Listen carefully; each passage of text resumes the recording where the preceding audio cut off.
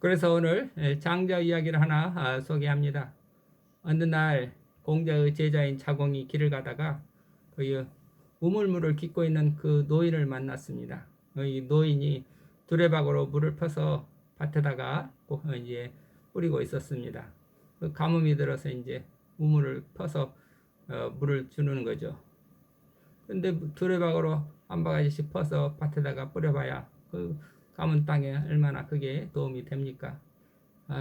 보고 있던 그 자공이 아유 노인이 이렇게 힘들게 하지만 그 성과가 별로 없지 않습니까 싶어서 자공이 노인한테 가서 말씀을 했어요.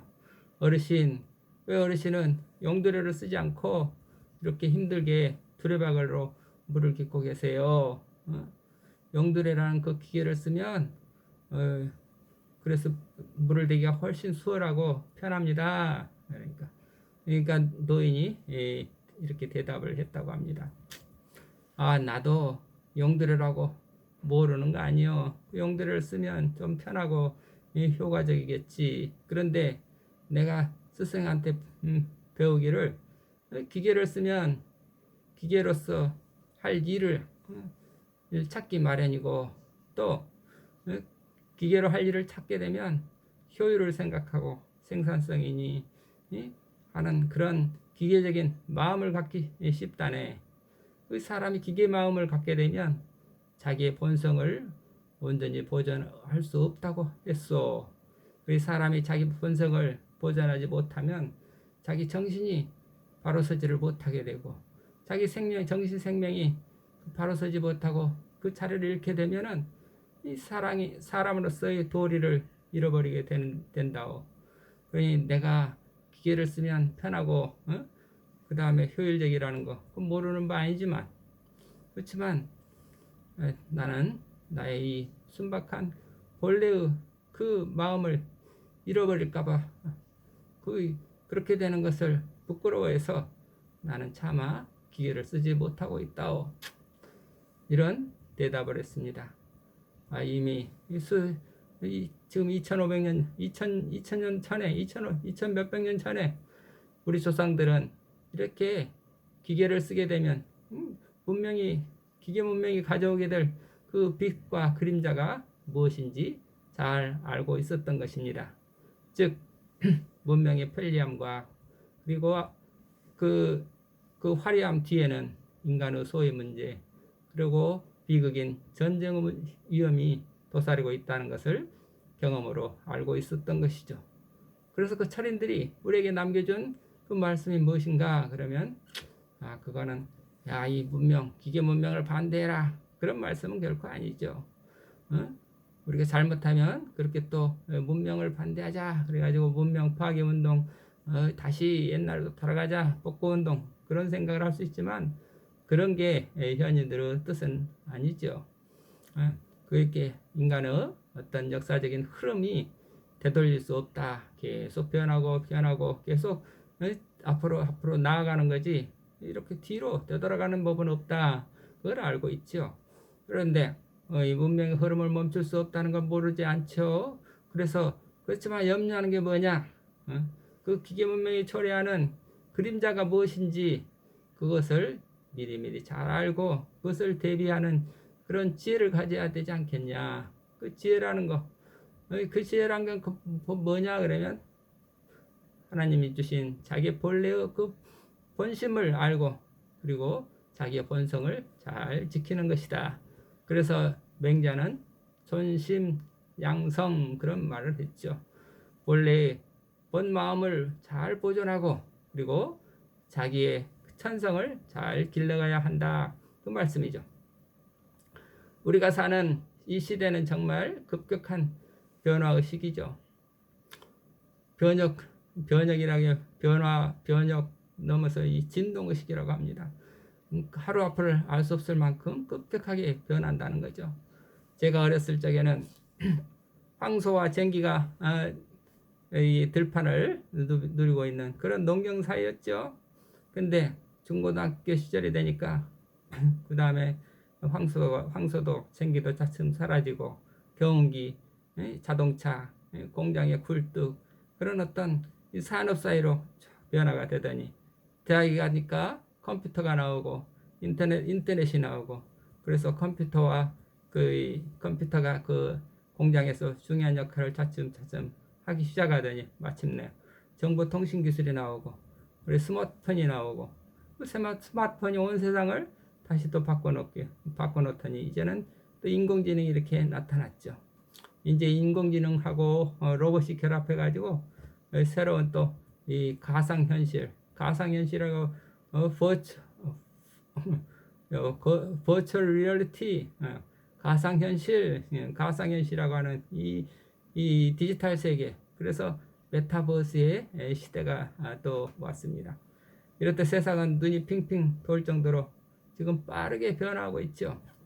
메타버스, 요즘 세상 이제 메타버스 하는데 이런 메타버스의 세상을 바라볼 때 마치 제가 어렸을 때 처음으로 서울 남대문역에 내렸을 때 서울역에 내렸을 때 남대문 앞에 수많은 차량들이 왔다 갔다 하는 것을 보면서 어지러워라 그런 어떤 현기증을 경험했듯이 다시 또 우리 새로운 메타버스 시대를 보면서 이 세상이 참 어지럽다 이런 느낌이 듭니다.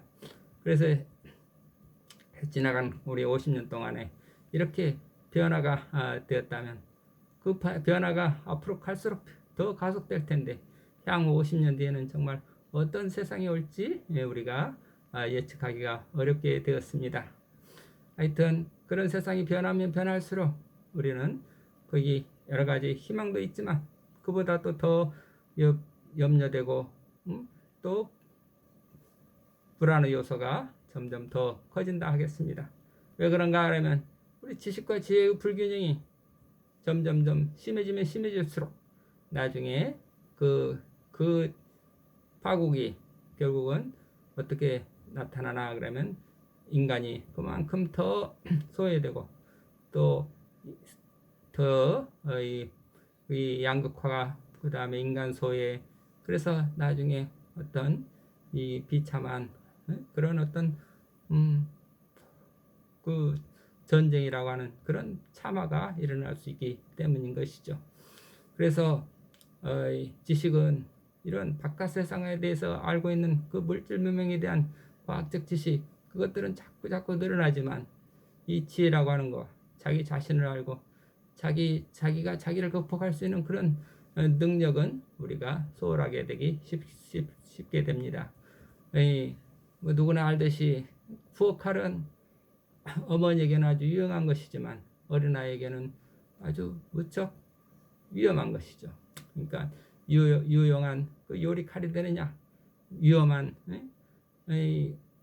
흉기가 되느냐 이러는 것은 인간의 성숙에 달려 있는데 인간이 어떻게 하면 성숙할 수 있느냐 그 성숙의 요건이 바로 말씀을 알지 못하면 성숙한 인간이 될 수가 없다 하겠습니다.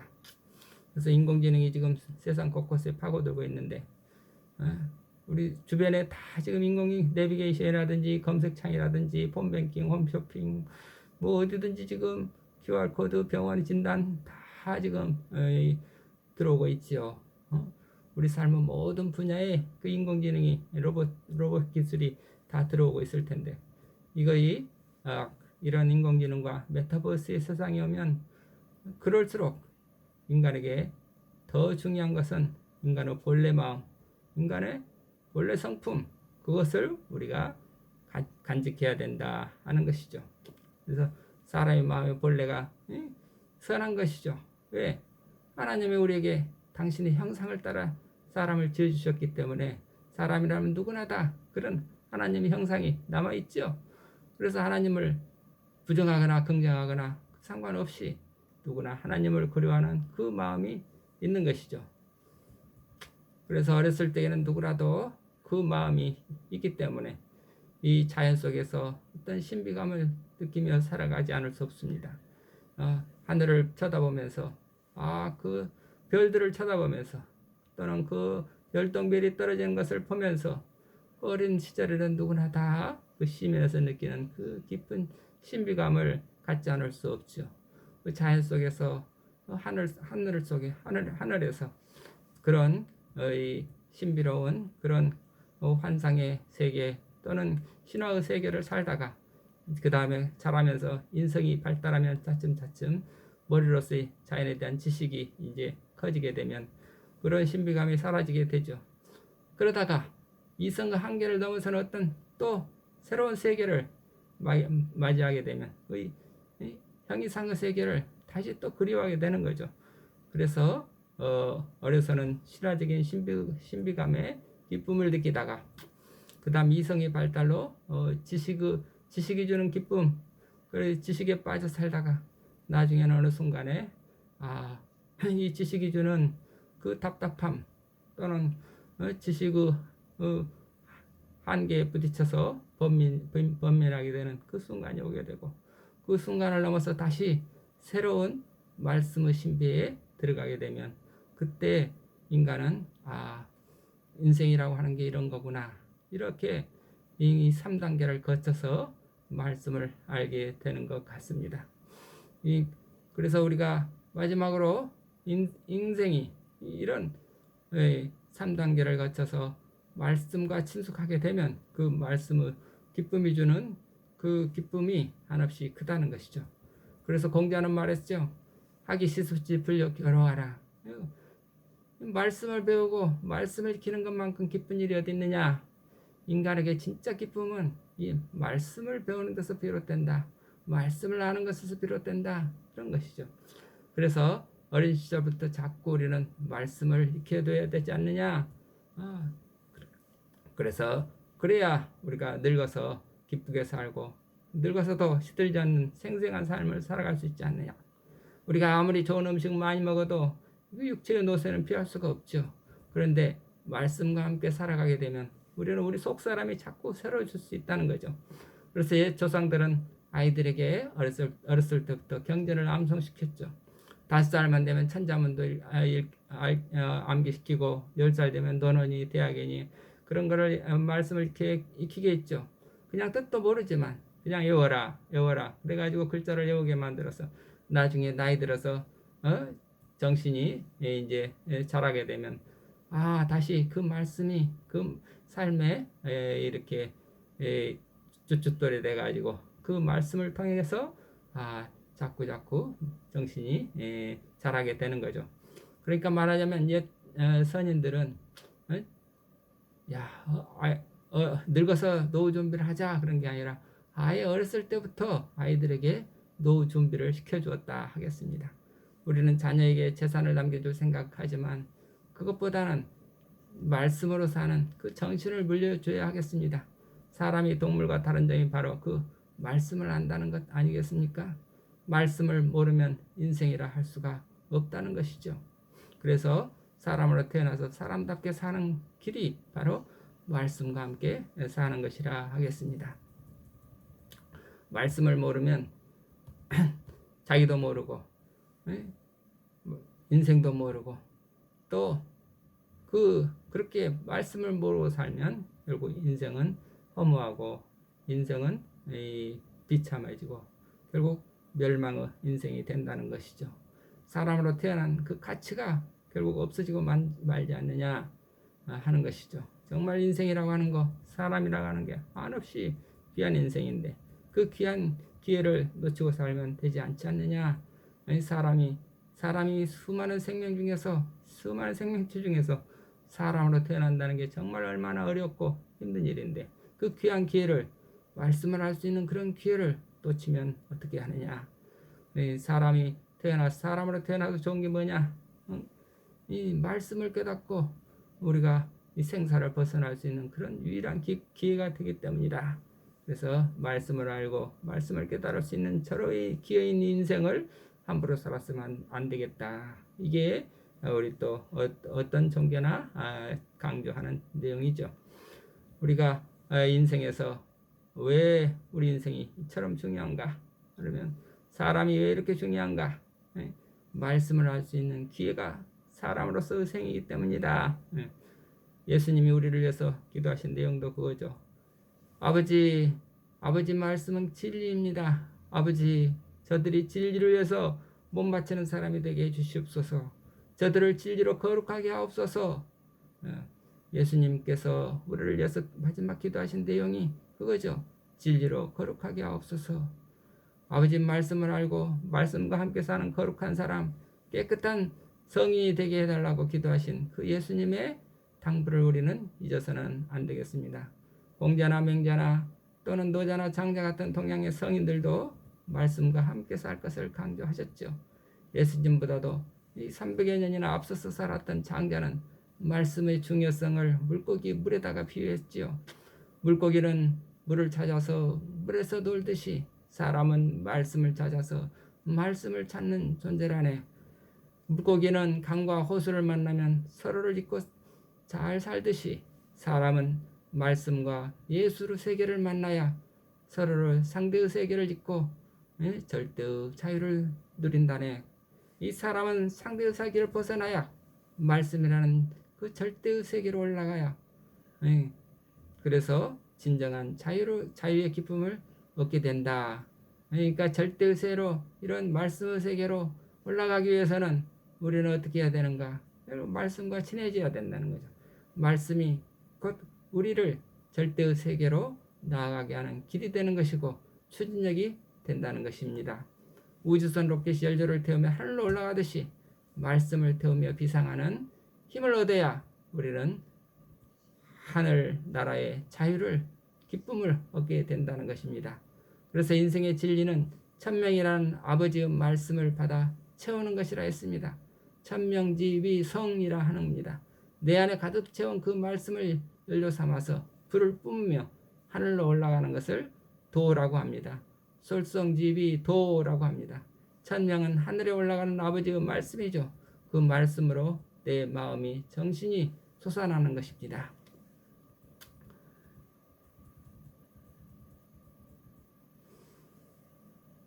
우리가 성경을 읽다가 마음속에 어떤 큰 울림이 오는 때가 있습니다. 그렇게 성경을 보다가 우리는 깜짝 놀라게 되는 경우가 있는데 그런 놀라운 경험을 하는 순간이 곧 하나님의 음성을 듣는 순간이라 하겠습니다. 사도 바울이 다메섹 도상에서 큰 소리를 듣고 까무러치듯이 우리는 성경을 읽다가 깜짝 놀라는 경우가 있지요. 어거스틴도 그랬다 그러고 루터도 그랬다 하고 요한 웨슬레도 그랬다 합니다. 그분들이 각자 성경을 보다가 놀라는 그런 순간이 있었고 그런 성경 말씀이 있습니다. 그래서 예를 들어서 성 어거스틴 경우에는 로마에서 13장 12절 13절 그런 말씀이죠. 밤이 깊고 낮이 가까웠으니 그러므로 우리가 어둠의 일을 벗고 빛의 갑옷을 입자. 대부분 우리가 읽으면 그냥 평범한 말씀으로 지나가지만 성 어거스틴에게는 이 말씀이 천둥 같은 그런 울림으로 다가왔다는 거죠. 그래서 그의 영혼을 흔들어서 새 사람으로 거듭난 것입니다. 이것을 중요에서는 천명지위성이라고 합니다. 말씀 같은 말씀이지만 누구에게는 천둥 같은 울림이 되고 누구에게는 잔소리가 될 것입니다. 그래서 어거스틴에게 하나님의 말씀이라 하여 나에게 똑같은 그런 말씀이 되는 건 아니죠. 나에게 천둥처럼 울림을 주시는 하나님의 말씀은 나에게만 독특한 어떤 말씀이 있을 것입니다. 그것을 자기의 말씀이라 합니다. 각자 하나님께서 내려주신 자기 말씀을 만나야 되는 것이죠. 그래서 그 말씀이 천둥같이 울림이 되어 그 힘으로 내가 회개하고 믿음에 들어가서 새롭게 거듭나는 것입니다. 우리 모두 그런 말씀 역사가 일어나기를 기도드리겠습니다. 사람은 빵으로만 사는 것이 아닙니다. 문명은 모두 빵의 문제죠. 썩어 없어질 빵을 구하는 일에만 힘쓰지 말고 영원한 생명의 말씀, 그 말씀을 우리는 구해야 하겠습니다. 말씀과 함께 사는 삶, 그것이 가장 인생에서 기쁜 일이고 가장 행복한 삶이고 영원한 생명에 이르는 길이 되는 것입니다. 오늘도 말씀이 우리 안에 살아 움직이는, 그래서 죽어가는 내 영혼이 깨어나는 그런 놀라운 기적이 일어나는 그 하루가 되기를 바라며 기도하겠습니다. 말씀과 함께 또한 성령과 함께 또한 하나님과 함께 기쁨이 가득한 오늘 하루가 되시길 기도합니다. 감사합니다. 아멘.